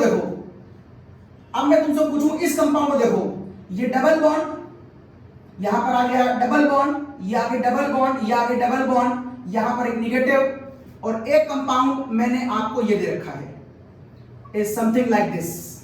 एक कंपाउंड मैंने आपको ये दे रखा है, यहां पर ये फिगर ऐसे। अब मैं पूछूं, बताओ इन दोनों में से कौन सी फॉर्म कीटो फॉर्म है, कौन सी फॉर्म इनॉल फॉर्म है? तो आप कहेंगे sir this is a enol form, this is a keto form. ये कीटो फॉर्म है, this is a keto form. इसको यहां ना करके ऐसे कर लें आप, सही है, X double bond Y Z, अब सही है। अब मैं पूछूं कि ये कंपाउंड हाईली स्टेबल है कि ये कंपाउंड हाईली स्टेबल है, तो आप कह सकते हैं sir keto form highly stable है। लेकिन आप जैसे ऊपर है, आप बिल्कुल कीटो फॉर्म कहिएगा, बशर्ते देख लीजिए कहीं इनॉल फॉर्म में रिजोनेंस तो नहीं लग रहा है। यस, ये इनॉल फॉर्म कंप्लीट रिजोनेंस लगा रहा है, double single double single double, लेकिन इसमें डबल सिंगल डबल का कंप्लीट रिजोनेंस नहीं आ रहा। This is the cause. Exceptionally ये इनॉल फॉर्म ज्यादा स्टेबल होगी इन कंपेयर टू दिस। तो टाटोमेरिज्म कहां लगता है? जहां X double bond Y ZH होता है, शर्त है ZsP3 होना चाहिए। कौन सी फॉर्म हाईली स्टेबल होती है? आप कहेंगे sir keto form highly stable होती है, लेकिन अगर वहां पर रिजोनेंस आ जाएगा तो सर इनॉल फॉर्म हाईली स्टेबल होती है। This is the cause. ये कंपाउंड अभी कीटो फॉर्म में है, लेकिन ये अपनी इनॉल फॉर्म में जाना चाहता है, क्योंकि इनॉल फॉर्म में इसकी स्टेबिलिटी बढ़ जाएगी due to resonance. This is the cause. आप कह सकते हैं कि सर ये क्या करेगा, ये अपनी बॉन्ड को अंदर लाएगा और इसको उठा के बाहर ले जाएगा। एक बार मैं आपको टाटोमेरिज्म और दिखाता हूं, शिफ्टिंग दिखाता हूं कैसे होती है। ये देखिए, ये मेरे पास sp3 हाइब्रिडाइज कार्बन है और ये मेरे पास कीटो ग्रुप है। यहां पर नंबरिंग करते हैं, इसकी 1, इसकी 2, इसकी 3, और यहां से H को उठा करके मैं O की तरफ भेज देता हूं इन द टाटोमेरिज्म। और जब ये यहां जा रहा होता है तो यहां पर एडिशन होगा, डबल वाली बॉन्ड सिंगल हो जाएगी, और यहां से एलिमिनेशन होगा, सिंगल वाली बॉन्ड डबल हो जाएगी। तो अब आपको ये फिगर कुछ ऐसी दिखाई देगी। इस तरह की वर्किंग होती है, मतलब H sp3 के एटम से उठ करके O के पास जाता है, जहां जाता है वहां एडिशन होगा, डबल वाली बॉन्ड सिंगल होगी, जहां से जाएगा वहां एलिमिनेशन हो जाएगा, सिंगल वाली बॉन्ड डबल हो जाएगी। चलो इस H को उठा करके यहां ले जाओ, ये नंबर 1, ये नंबर 2, ये number 3, number 1, number 2, number 3, number 3 पे लगा H O पर ले जाओ। तो अगर नंबर 3 पे लगा हुआ H मैं O पर ले जाऊंगा तो क्या ये फिगर तुमको यूं नहीं दिखाई देगी? H ऊपर चला गया, जब ये ऊपर चला जाएगा तो यहां पर डबल वाली बॉन्ड सिंगल होगी, हो गई। सर H जहां से जाएगा वहां सिंगल वाली बॉन्ड डबल होती है, हो गई। सर बाकी पर कोई फर्क ही नहीं पड़ा, वो एज इट इज है। ये देखिए, आप चाहें तो टाटोमेरिज्म से कह दे कि आंसर आ गया, और आप चाहे तो नॉर्मल एरोमेटिसिटी को फॉलो करने के कह दे ये आंसर आ गया। दोनों ही स्थितियों में ये वाला H आता इसी वाले ऊपर है। टाटोमेरिज्म लगाओगे तो भी H यहीं पर आएगा, अगर टाटोमेरिज्म नहीं लगाओगे, नॉर्मल लॉजिक लगाओगे तो भी आइडेंटिकल रिजोनेटिंग और नॉन आइडेंटिकल के लॉजिक के अकॉर्डिंग में तुम यही कहोगे कि हाईली स्टेबल कंपाउंड को हम डिस्टर्ब नहीं करेंगे, तो भी आंसर यही आएगा। ओके, तो कॉम्पिटिशन का पहला क्वेश्चन मेरा तैयार हो गया कि H जाता कहां है। अब आगे बढ़ते हैं, यहां तक आ जाने के बाद रिएक्शन खत्म हो जाती है, सबका काम हो चुका है। ये जो Na टहल रहा है, इसके दो जगह काम है, एक यहां पर मैं इसकी यूज दिखाता हूं और एक यहां पर यूज दिखाऊंगा। पहले यहां यूज समझ लीजिए। Na का अपना यूज यहां पर क्या है, ये देखिएगा ध्यान से, यहां पर O माइनस और यहां पर O माइनस। साहब ये दोनों dipole negative negative same charge बहुत पास पास हैं, और ये दोनों पास पास आपस में झगड़ा करते हैं। इस झगड़े को कम करने के लिए इनके बीच में एक प्यार डालना पड़ेगा। झगड़े को कम करने के लिए बीच में एक प्यार डाल दीजिए। दो दोस्त झगड़ा करते हैं अगर कभी, तो उनके बीच एक कॉमन दोस्त होता है जो दोनों को मैनेज करता है। तो अगर ये दोनों झगड़ा कर रहे हैं तो इनके बीच एक प्यार डाल दीजिए, और वो प्यार है सोडियम प्लस। ये सोडियम प्लस अब इसको भी प्यार करता है और इसको भी प्यार करता है, और इस सोडियम प्लस की वजह से ये दोनों एक दूसरे के साथ स्टेबलाइज हो जाते हैं। तो सोडियम का पहला यूज तो ये है कि वो इन दोनों को स्टेबलाइज करता है। अब आ गया, उसके बाद सोडियम का दूसरा यूज साहब क्या होगा, इस कंपाउंड के बन जाने के बाद अब आपको यह कंपाउंड दिखाई देगा ऐसे, ये OH, ये COO-Na, ये एक सॉल्ट है, ये एक सॉल्ट है, और आपको अच्छी तरह मालूम है मीडियम कैसा है, एक्वस फेस है। तो अगर पानी है तो सॉल्ट पानी में क्या करेगा, वापस आयोनाइज। तो आप कह सकते हैं ये पॉजिटिव निगेटिव और ये पॉजिटिव अगर यहां से ब्रेक करे तो पानी का H और पानी का OH, तो यहां से कितने आंसर निकलेंगे, 2। एक आंसर निकलेगा OH के साथ COOH, that is salicylic acid, और एक आंसर निकलेगा NaOH। लेकिन आप इसको यहीं छोड़ नहीं सकते, क्योंकि अगर आपने इसको यहीं छोड़ दिया तो ये बनने वाला बेस इस वाले एसिड से मिलकर फिर सॉल्ट बना लेगा, एसिड बेस की रिएक्शन। इसलिए मुझे इस बेस को ही खत्म करना पड़ेगा, और इसीलिए मैंने आपको शुरुआत में बताया था कि कोल्बे रिएक्शन के सेकंड स्टेप में न्यूट्रलाइजेशन कंपलसरी है by any acid. This is the cause. अब आप इसके ऊपर HCl लगाएंगे जो इस कंपाउंड को न्यूट्रलाइज करेगा, जो इस कंपाउंड को न्यूट्रलाइज करेगा।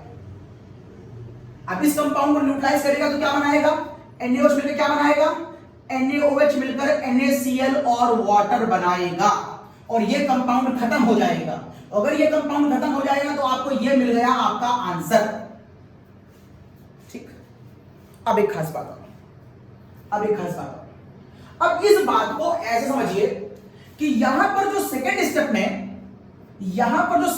में मैं अच्छा एक बात देखो, तुमने पानी लगाया था और तुमको वापस पानी मिल गया, तो पानी पानी बैलेंस में तो आपस में एक दूसरे को खत्म कर लेंगे, बैलेंसिंग में आपस में दूसरे को खत्म कर लेंगे। आप यहां पर पानी कॉन्सेप्ट को समझाने को मैं समझा दिया, जरा मैकेनिज्म की वर्किंग देख लो, क्या बात वो पूछेगा। अब समझने के लिए आप यहां पर पानी ना लगाइए, मैकेनिज्म का आंसर देने के लिए मैंने कहा सपोज करो कि मैंने HCl दिया तुमको, इस कंपाउंड को न्यूट्रलाइज करने के लिए। तो देखिए आप कहेंगे HCl यहां पर ऐसे वर्क करेगा डायरेक्ट। कोई पानी तो मैंने आपसे पहले कहा था कि ऊपर जो आप चलो पानी लगाया होगा, आप पानी समझ लो, डजंट मैटर, वो पानी और ये पानी तो बराबर हो जाएगा ना, कैंसिल। तो रिजल्ट कहां से आ रहा है? रिजल्ट HCl से आ रहा है। अगर आप HCl लगाते हैं तो यहां पर H यहां पर Cl, तो ये वाला कंपाउंड क्या बन गया? बेंजोइक। और ये कंपाउंड क्या बन गया? NaCl। पानी तो खत्म कर दिया मैंने, पानी तो खत्म हो गया। क्यों मैंने बात समझाई आपको? क्योंकि वो इसी से कंपटीशन में क्वेश्चन डेवलप करेगा। वो पूछेगा अगर मैं HCl डालूं तो बताओ बेंजोइक में यहां पर क्या आएगा, और अगर मैं HCl ना डाल करके इसका न्यूट्रलाइजेशन D से करूं, मतलब DCl डालूं, तो बताओ यहां पर आंसर क्या आएगा? तुम HCl डालोगे तो यहां पर H आएगा, तुम DCl डालोगे तो यहां पर D आएगा। इसका मतलब है इस वाले एसिड के पास जो H आता है वो आखिरी के एसिड से आता है, और इस वाले के पास जो H आता है वो यहां जो H लगा था वो उड़कर यहां से यहां आता है। तो मैकेनिज्म के अंदर दो बातें बड़ी खास, ये वाला H कहां से आता है और ये वाला H कहां से आता है, ये वाला H कहां से आता है और ये वाला H कहां से आता है। ये वाला H इसकी आर्थो पोजीशन पे जो चीज लगी थी वहां से आया है, जबकि ये वाला H आपने आखिरी में जो एसिड लगाया है उससे आया है। तो आखिरी में अगर तुम H लगाओगे तो H आएगा, D लगाओगे तो D आएगा। अब इसमें क्वेश्चन लगवा रहा हूं। यहां पर मैंने आपसे कहा था एक खास बात, अगर तुम NaOH लगाओगे तो आंसर ये आएगा, लेकिन अगर तुमने NaOH ना लगा करके KOH लगा दिया होता तो आंसर आर्थो नहीं आता है, तो आंसर पैरा आता है। अब वो बताता हूं मैं क्या खास बात है, स्क्रीनशॉट ले लीजिए इसका। अब क्या खास बात है कि जब मैं इसके अंदर NaOH की जगह KOH लगाता हूं तो आंसर बदल हो जाता है। तो मेरे पास खाली जरूरत मुझे इस कंपाउंड की है। देखिए आपने कहा है जब मैं Na लगाता हूं तो ये इन दोनों को स्टेबलाइज कर देता है, बिल्कुल सही कह रहे हैं आप। अब जरा देखिए अगर मैं यहां पर Na की जगह पर KOH लेता तो यहां पर कौन आता? K। वैसे इसके और इसके बीच दूरी ज्यादा नहीं है, ये नंबर 1 पर है, ये नंबर 2 पर है, तो ये दोनों आयन भी एक दूसरे के काफी नजदीक होंगे। तो इन दोनों के बीच में छोटा एटम तो आ सकता है, लेकिन अगर मैं यहां पर K लगा दूं तो K एटम बहुत बड़ा होता है, इन कंपेरिजन टू सोडियम के काफी बड़ा होता है। दिस इज द कॉज इस छोटे स्पेस में पोटेशियम सेट नहीं हो सकता। अगर पोटेशियम सेट नहीं होगा तो पोटेशियम यहां से हट जाएगा, पोटेशियम नहीं है, पोटेशियम सेट ही नहीं हो पाएगा, और जब पोटेशियम सेट नहीं हो पाएगा तो ये दोनों झगड़ा करेंगे, ये दोनों झगड़ा करेंगे, और जब झगड़ा करेंगे तो एनर्जी बढ़ जाएगी, एनर्जी बढ़ जाएगी तो मॉलिक्यूल क्या हो जाएगा? लेस स्टेबल हो जाएगा। दिस इज द कॉज अगर आपने KOH लिया है तो फिर आपको ये कंपाउंड इस निगेटिव के साथ दूसरा निगेटिव आयन आपको यहां पर दिखाई देगा।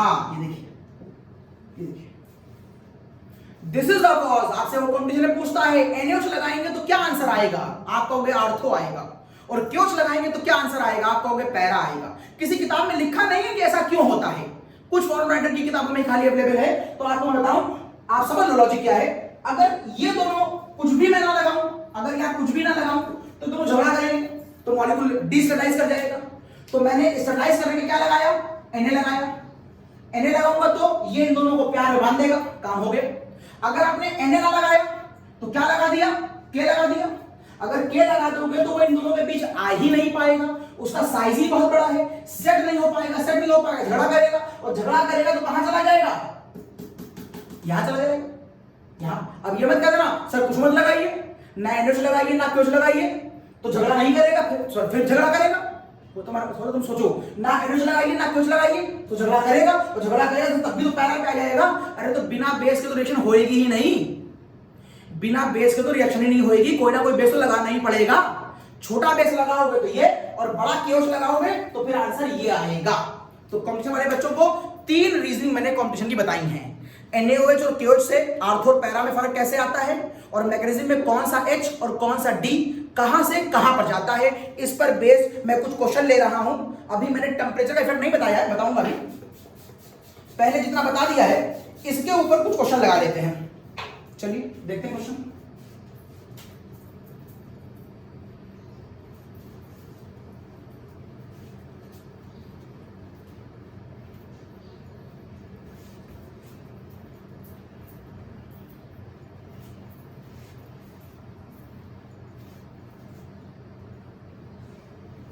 चलिए कुछ एप्लीकेशंस, कॉम्पिटिशन सी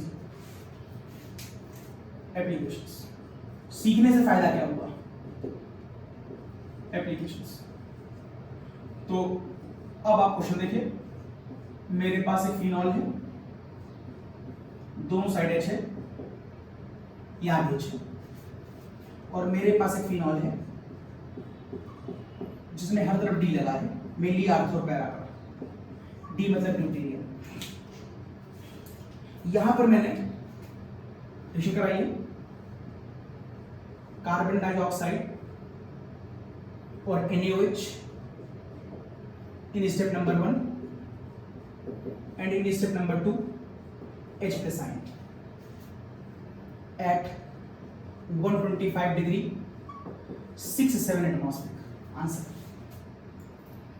यहां मैंने ऐसे कहा CO2 है और मैंने यहां पर NaOH लगाया है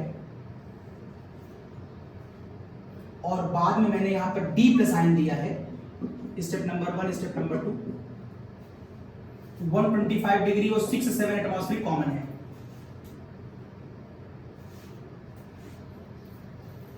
यहां पर मैंने एक क्वेश्चन और बनाया, इसी पर मैंने इस पर CO2 दिया है, मैंने इस पर NaOH दिया है। स्टेप नंबर 2 पर मैंने D प्लस लगाया है और यहां पर NaOH ना लगा करके KOH लगा दिया है, KOH। बाकी मैंने अभी टेम्परेचर और प्रेशर वही रखा है। एक केस और करते हैं सी ऊपर।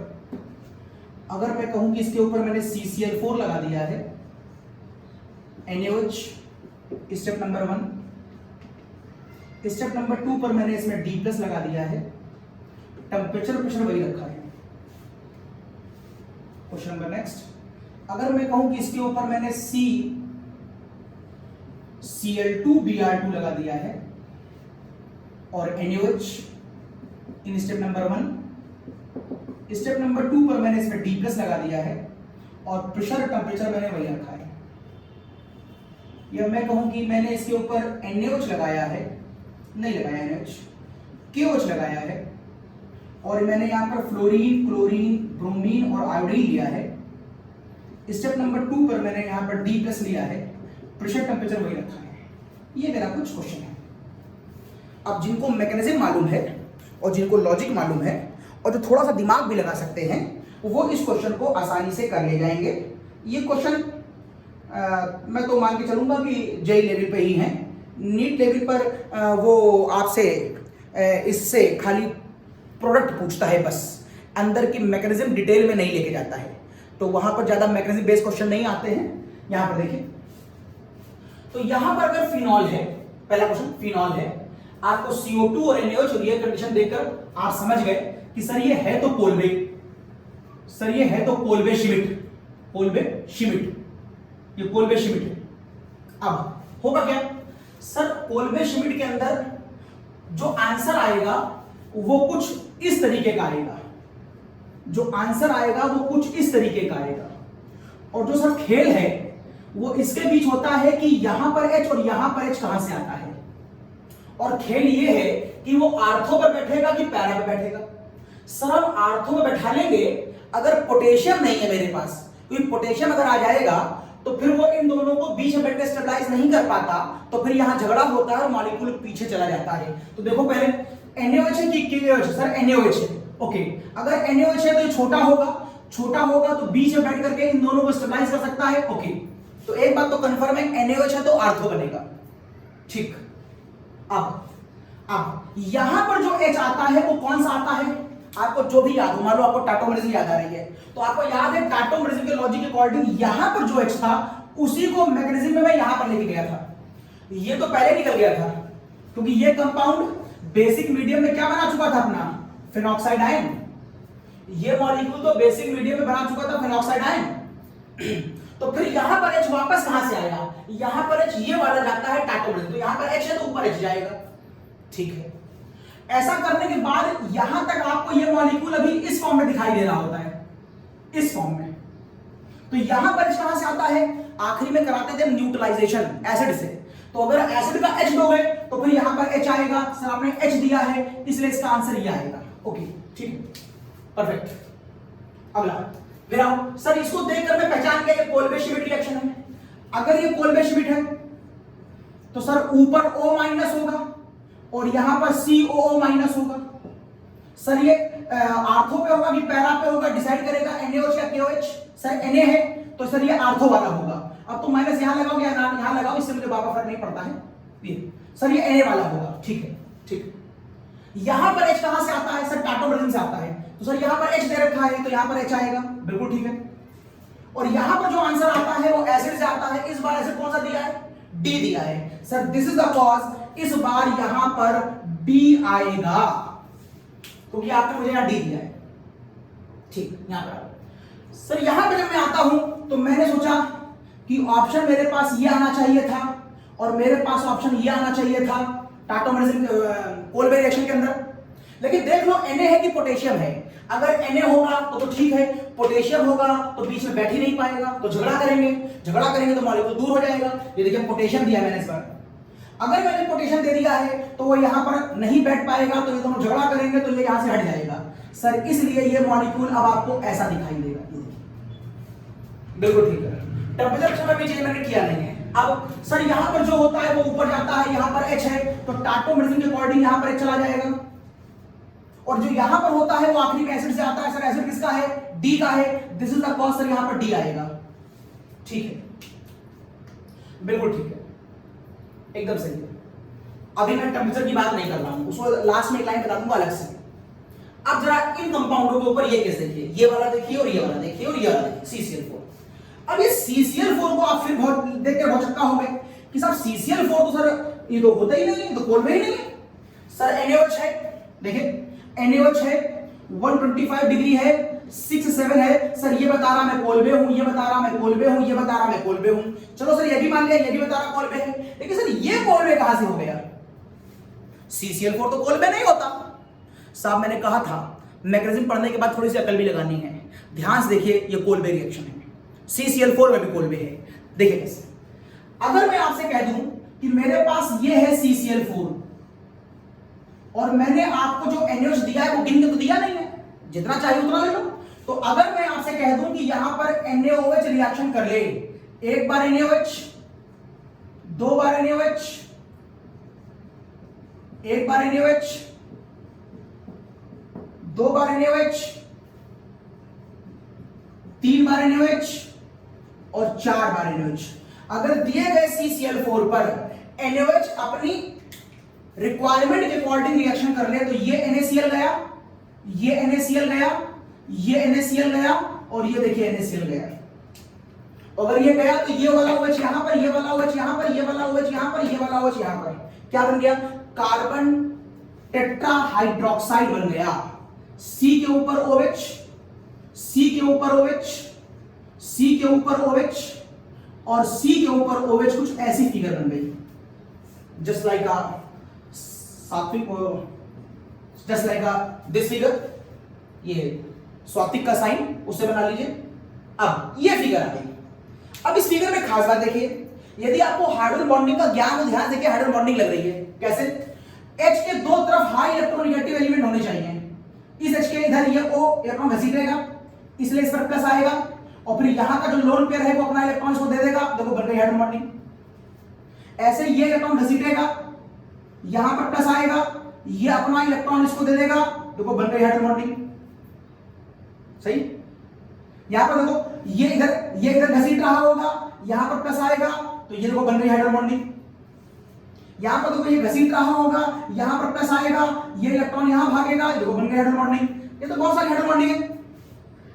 इस हाइड्रोजन बॉन्डिंग की वजह से ये मॉलिक्यूल एक साइक्लिक स्ट्रक्चर में कन्वर्ट होता है। ध्यान देखो, इसमें 4 साइकिलें हैं, साइकिल 1, साइकिल 2, साइकिल 3, साइकिल 4। और ध्यान देखो हर साइकिल का एंगल 90 डिग्री है, ये भी 90 डिग्री है, ये भी 90 डिग्री है, ये भी 90 डिग्री है और ये भी 90 डिग्री है। और ध्यान से देखो, ये जो कार्बन है वो sp3 हाइब्रिडाइज है, जिसकी वजह से इस कार्बन का एंगल होना चाहिए 109-28, लेकिन एंगल है रियल में कितना? 90 डिग्री। जब एंगल 109 होना चाहिए और एंगल आपको 90 दिखे तो इस घटना को हम क्या बोलते हैं? इस घटना को आप एंगिल स्ट्रेन बोलते हैं। इस घटना को आप बोलते हैं कि सर वहां पर एंगिल स्ट्रेन लग रहा है, और इस एंगिल स्ट्रेन के लगने की वजह से ये मॉलिक्यूल कैसा हो गया सर, ये मॉलिक्यूल अनस्टेबल हो गया। तो चलो स्टेबलाइज करें। स्टेबलाइज करने के लिए मॉलिक्यूल को तोड़ देते हैं, आत्मा टूट जाता है। जो निकल सकता है निकाल दीजिए। क्या क्या निकल सकता है? एक H2O यहां से निकाल दो, एक H2O यहां से निकाल दो, और एक H2O तुम यहां से निकाल दो। ये दो कहीं से निकाल दो, कोई रूल नहीं है, ऊपर से निकाल दो, यहां से निकाल दो, जहां से चाहो निकाल दो। दो वाटर निकालने के बाद तुम क्या पाओगे? अगर तुम यहां से दो वाटर निकाल दो तो तुम पाओगे कि सर अब मेरे पास मॉलिक्यूल खाली ये बचा, बस देखो ये वाटर गया, ये वाटर गया, तो COO बचा। अगर तुम ये वाटर निकाल दोगे तो तुमको COO ये बचेगा। आंसर सही नहीं आएगा, कहीं से निकाल दो। ये वाला मॉलिक्यूल बचा। वैलेंसी मेंटेन करो। कार्बन की वैलेंसी 4, O की वैलेंसी 2। ये देखिए वैलेंसी मेंटेन। ये देखिए ध्यान से, कार्बन डाइऑक्साइड बन गया। आपको लग रहा था मैंने CCl4 दिया था, नहीं, मैंने घुमाकर CO2 दिया था। मैं CCl4 दूंगा वो जस्ट लाइक मैंने आपको पढ़ाया था हेलो फॉर्म। मैंने कहा था मुझे हेलो फॉर्म रिएक्शन में किसी भी हालत में आखिरी में एसिल ग्रुप चाहिए, तो मैं आपको कभी अल्कोहल देता था, मैं कभी आपको एल्डिहाइड देता था, मैं कभी कीटोन देता था, कभी एथिल क्लोराइड देता था। मैं डिफरेंट कंपाउंड दिया करता था, और आप अपनी अकल लगा करके उसे एसिड तक पहुंचाते थे, और पहुंचाने के बाद आप कहते थे ये सर हेलो फॉर्म रिएक्शन दिखा देगा। ठीक ऐसे ही कुछ केसों में तो मैं CO2 क्लियर कर दूंगा, लेकिन कुछ केसों में मैं आपको ऐसे कंपाउंड दूंगा जिसे आप घुमा करके यहां तक लाएंगे। सही है। अब हो सकता है एग्जाम में वो CCl4 ना दे आपको, इसका नाम बोल दे। CCl4 का नाम क्या हो सकता है? 1,1,1,1 टेट्रा क्लोरोमेथेन तो भी कह सकता है। ध्यान से देखो, कहीं ये 1,1,1,1 टेट्रा क्लोरोमेथेन नहीं है। यस, तो अगर वो ये नाम बोले तो समझ जाना CCl4 है। साथ में NH बोलेगा, समझ जाना ये रिएक्शन होगी, और होने के बाद क्या बनाएगा? CO2 बनाएगा, और CO2 के आगे की वर्किंग तो तुमको मालूम ही है। अब और उसमें क्या बताना? हटा रहा हूं उसको, हटा रहा हूं उसको। अगर आपको ये क्वेश्चन इस तरीके से दिया जाए, ये देखिए इस बार आपको क्वेश्चन में क्या दिया गया है? देखिए ये वाला क्वेश्चन में इस बार आपको दिया है chlorine, fluorine, chlorine, bromine, iodine. साथ में आपको दिया था मैंने KOH। ये था मेरा स्टेप नंबर 1, और फिर स्टेप नंबर 2 पे मैंने आपको दिया था D। अब क्या होगा? तो आप इसको देख के डरिए नहीं, ये जस्ट मान लीजिए सर ये वही चीज है जैसे आप 4 बार Cl लगाते थे, अब आप 4 बार फ्लोरीन, क्लोरीन, ब्रोमीन और आयोडीन लगाएंगे। 4 बार लगा दी, और जब आप इसके ऊपर NH लगाएंगे तो एक बार NH यहां पर, एक बार यहां पर, एक बार यहां पर, और एक बार यहां पर। सर यही फीलिंग तो आएगी, और इसका मतलब कैसे बाहर कौन निकलेगा? सर यहां से बाहर CO2 कैसे तो निकलेगी। ठीक है, बिल्कुल ठीक है। और अगर यहां से CO2 गैस निकल गई तो इसके आगे की वर्किंग आपको मालूम है। क्या होता है इसके आगे की वर्किंग में? इसके आगे की वर्किंग आपको मालूम है, मैं शॉर्ट में बता रहा हूं। आप कहेंगे यहां पर निगेटिव, यहां पर ये देखिए CO2 निगेटिव फॉर्म में, मैकेनिज्म को मालूम है, कुछ ऐसी फिगर आती थी, CO2 बनी और यहां तक आ गई। अब आपको सोचना है कि यहां पर कौन आएगा और यहां पर कौन आएगा। तो अगर मैंने यहां H दिया है तो यही टाइटोग्राम से यहां पर आएगा। सर ये H आ गया। यहां कौन आएगा? अगर मैं H प्लस आयन दूंगा तो यहां H आएगा, D दूंगा तो D आएगा। मैंने इस क्वेश्चन में D रखा है, दिस इज द कॉज। यहां पर D आएगा, यहां पर D आएगा। सही। CCl2Br2 दूंगा तो भी मत डरना, वही चीज है। अब यहां पर 2 Cl दे दिए मैंने और 2 Br दे दिए, उससे क्या फर्क पड़ता है? मैं CCl2Br2 दे दूंगा तो आप वही तो करोगे, 4 बार क्वेश्चन लगाओगे, वही सब कुछ निकल जाएगा, ऐसे प्रोसेस होगा। यहां CO2 बाहर निकलेगी, और इस वाले केस में जरा क्या बता रहा हूं, और इस वाले केस में आप कहेंगे सर अल्टीमेटली फिगर ये आ जाएगी, अल्टीमेट फिगर ये आ जाएगी। अब देखो यहां पर Na है कि पोटेशियम है? सर Na होगा तो आर्थो बनेगा, पोटेशियम होगा तो पहला बनेगा। सर Na है तो आर्थो बनेगा। अब यहां H है तो यहां पर H आएगा, और सर यहां D दिया है तो यहां पर D आएगा। ओके, अगर मैं यहीं पर NH उठा करके क्या कर देता?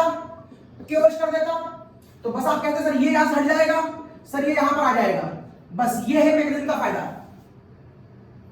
अब एक क्वेश्चन और करा दूं, जहां पर मैं आपसे कहूंगा कि अब मैं इस कंपाउंड को ऐसे दिखा रहा हूं, एक डी इधर, एक डी इधर, एक डी इधर, और मैंने इस कंपाउंड के ऊपर NaOH लगाया, CCl4 लगाया स्टेप नंबर 1 में, वही 125 डिग्री 67 एटमॉस्फेरिक प्रेशर, और नंबर 2 में मैंने D प्लस आयन दिया है। क्या होगा आप समझ गए सर? CCl4 NaOH पहले लेवल करेगा और CO2 डेवलप करेगा, और ये CO2 यहां पर आकर अटैक कर देगी। ये देखिए O माइनस, और सर यहां पर आकर अटैक कर देगी। ये तो होना ही होना है। अब चूंकि यहां D दिया है तो टाटोमरेन से ये वाला D, टाटोमरेन से यहां पर D लगा था वो यहां जाएगा, इसलिए सर यहां पर आपको D दिखाई देगा। और चूंकि आपने एसिडिफिकेशन के लिए भी D ले रखा है, इसीलिए ये वाला D भी आपको यहां दिखाई देगा। तो दोनों जगह D आएगा, यहां भी D है, यहां भी D है, तो यहां भी D आया, यहां भी D आया। अगर मैंने यहां पर NaOH ना दे करके आपको क्यों दे दिया होता तो यही वाला आंसर यहां से उठ करके यहां चला जाता। बस इतना ही तो फर्क होगा, बस इतना ही तो होगा। अब लास्ट बात टेम्परेचर की। देखो बेटा, सब किताबों में आपको सब किताबों का मतलब फॉरेन राइटिंग किताबों में जहां पर पेपर पब्लिश होते हैं, एग्जैक्टली वो किताबें नहीं होती हैं, वो पेपर पब्लिशमेंट होता है, वो अपने अपने साइंटिस्टों का जो रिसर्च कर रहे होते हैं, वहां पर कई बार उन्होंने उसमें रिसर्च में बताया कि जब मैं हाई टेम्परेचर लेता हूं तो हाई टेम्परेचर पर मोर देन 140 आंसर कभी भी आर्थो नहीं आता, हमेशा आंसर पैरा आता है। मींस अगर आप आंसर को पैरा में लाना चाहते हैं तो दो तरीके हैं, या तो आप KOH लगा दीजिए तो आंसर पैरा चला जाएगा, और या फिर आप हाई टेम्परेचर लगा दीजिए तो आंसर पैरा चला जाएगा। KOH लगा करके समझना आसान है, जब आप हाई टेम्परेचर लगा के समझना चाहते हैं तो अब एक्चुअल में यहां पर मामला बड़ा गंभीर हो जाता है। अब हमें ये समझ में नहीं आता, हमें इसे याद करना पड़ता है कि ऐसा होता है। समझ में क्यों नहीं आता? क्योंकि प्रोसेस बहुत लंबा है। मैं वो समझाने लगूंगा आपको, मुझे मालूम है कैसे होता है, मैं समझाने लगूंगा तो 2 घंटा आपसे मैं डिस्कस करूंगा इसके ऊपर। 2 घंटे के ऊपर प्योर थर्मोडायनेमिक्स लगाने के बाद, केमिकल इक्विलिब्रियम लगाने के बाद मैं छोटी सी बात पहुंचूंगा कि अच्छा इसका मतलब है यहां पर पैरा कंपाउंड बनेगा। इतने लंबे डिस्कशन को बता पाना इस लेवल पर, आपके लेवल पे संभव नहीं होता। ये रिसर्च का पार्ट है, खाली उसकी एप्लीकेशन उठा के यहां पर लगा दी गई है। फिर भी मैं आपको हिंट कर दे रहा हूं ये सब हुआ कैसे है। एक्चुअली में हुआ ऐसे है, मैं खाली हिंट कर रहा हूं आपको कि जब मैं फिनॉल पर CO2 लगा करके और कंडीशन देख करके सैलिसिलिक बनाता हूं तो ये रिएक्शन एक्चुअल में एक सर्टेन इक्विलिब्रियम पर होती है। और जब मैं यहां पर डिफरेंट कंडीशन पर, एट अ डिफरेंट कंडीशन पर ही बनाता हूं तो मान लो एक सैलिसिलिक ये बनता है, एक सैलिसिलिक ये और एक सैलिसिलिक ये। मान लो एक ही रिएक्शन में कुछ परसेंटेज इसकी है, कुछ परसेंटेज इसकी है, एक इक्विलिब्रियम मेंटेन है। और आपको अच्छी तरह मालूम है एक इक्विलिब्रियम कांस्टेंट इसका होगा और एक इक्विलिब्रियम कांस्टेंट इसका होगा। और आपको अच्छी तरह मालूम है इक्विलिब्रियम कांस्टेंट टेम्परेचर बेस्ड होता है। इक्विलिब्रियम कांस्टेंट केवल टेम्परेचर बेस्ड नहीं होता, इक्विलिब्रियम कांस्टेंट और भी बहुत सी बातों पे डिपेंड करता है। खाली टेम्परेचर बेस्ड होता तो मैं तो समझा ही देता भी आपको। एक्चुअल में यहां पर इन दोनों के अपने के की कुछ ना कुछ वैल्यू होगी, मान लो x और y। अब वो कहता है यहां पर जो रिजल्ट निकालते हैं वो गिब्स हेल्महोल्ट्ज से निकालते हैं। डेल्टा G बराबर -2.303 RT लॉग की बेस 10 पे K। इसका K यहां रख करके एक बार G देखो, और एक बार इसका K यहां पर रख करके एक बार G देखो। और G भी यहां पर सीधे नहीं मालूम होता है। G को निकालने के लिए Gibbs Helmholtz equation delta H minus T delta S, और डेल्टा H भी सीधे नहीं मालूम होता है। रिएक्टेंट का डेल्टा H अलग, प्रोडक्ट का अलग, रिएक्टेंट का अलग, प्रोडक्ट का अलग, एंट्रोपी रिएक्टेंट की अलग, प्रोडक्ट की अलग। मींस एक बहुत लंबी चौड़ी कैलकुलेशन करनी पड़ती है मुझे रिस्पेक्ट ऑफ टेम्परेचर, और के भी आपको वहां पर पहले से मालूम होना चाहिए दोनों इक्वेशनों का। मींस ये पूरा का पूरा एक न्यूमेरिकल डाटा है, और उस न्यूमेरिकल डाटा को सॉल्व करने के बाद ये मालूम चलता है कि जब मैं टेम्परेचर बढ़ाता हूं तो इस रिएक्शन का के सपोर्ट करता है और इस रिएक्शन का डेल्टा G ज्यादा निगेटिव हो जाता है। अगर इसका डेल्टा G ज्यादा निगेटिव हो जाएगा तो रिएक्शन इस कंडीशन पे आगे भागेगी। और जब मैं इसके के रिस्पेक्ट में इसका टेम्परेचर बढ़ाता हूं तो मैं देखता हूं कि इस केस में, अगर आर्थो वाले केस में, क्योंकि इस वाले केस में अगर टेम्परेचर बढ़ाया जाए तो ये रिएक्शन मुझे आगे की तरफ सपोर्ट नहीं करती बल्कि बैक पर सपोर्ट करना शुरू करती है। तो ये कुल मिलाकर के ये पूरा एक थर्मोडायनेमिक्स और केमिकल इक्विलिब्रियम का एक बहुत लंबा चौड़ा कैलकुलेशन प्रोसेस है। इसीलिए किसी किताब में इसका एक्सप्लेनेशन नहीं दिया है। बहुत अच्छी किताबों में भी खाली एक लाइन लिख दी गई है, सिर्फ एक लाइन लिख दी गई है कि हाई टेम्परेचर पर आर्थो नहीं पैरा बनेगा, क्योंकि वो जानते हैं कि उसे समझाने के लिए बहुत लंबा चौड़ा प्रोसेस चाहिए, 10-15 पन्ने उनको लिखने पड़ेंगे और उसके बाद वो एक लाइन समझा पाएंगे। इसलिए उन्होंने जेई लेवल पर भी स्किप कर दिया है। खाली जेई लेवल पर आप एक बात याद कर सकते हैं, खाली हो सकता है आ जाए कि मेमोरी बेस्ड क्वेश्चन कि हाई टेम्परेचर पे क्या बनेगा और लो पे क्या बनेगा। तो आप ये बात ध्यान रखिएगा। और एक बात और, हर जगह मैं ऐसा नहीं कह रहा हूं कि जब भी टेम्परेचर हाई होगा तो आर्थो पैरा पे आएगा नहीं, हर जगह नहीं। ये इस रिएक्शन की प्रॉपर्टी है, क्योंकि हर रिएक्शन का के अलग अलग होगा, सबका डेल्टा जी अलग होगा, सबका ये फैक्टर अलग अलग होगा। तो इस क्वेश्चन में खाली ऐसा होता है, बाकी सब में मत कर देना ऐसा कि सभी क्वेश्चन में टेम्परेचर बढ़ा दिया तो आर्थो से पैरा चले गए, ऐसा कुछ नहीं होता। बस करें तो मेरा लेक्चर पूरा होता है। आज मैंने आपको कोल पे डिटेल बताया, एकेडमिक बताया और कॉम्पिटिटिव बताया। हम लोग फिर मिलेंगे नए लेक्चर में नई हेडिंग के साथ। तब तक के लिए बाय।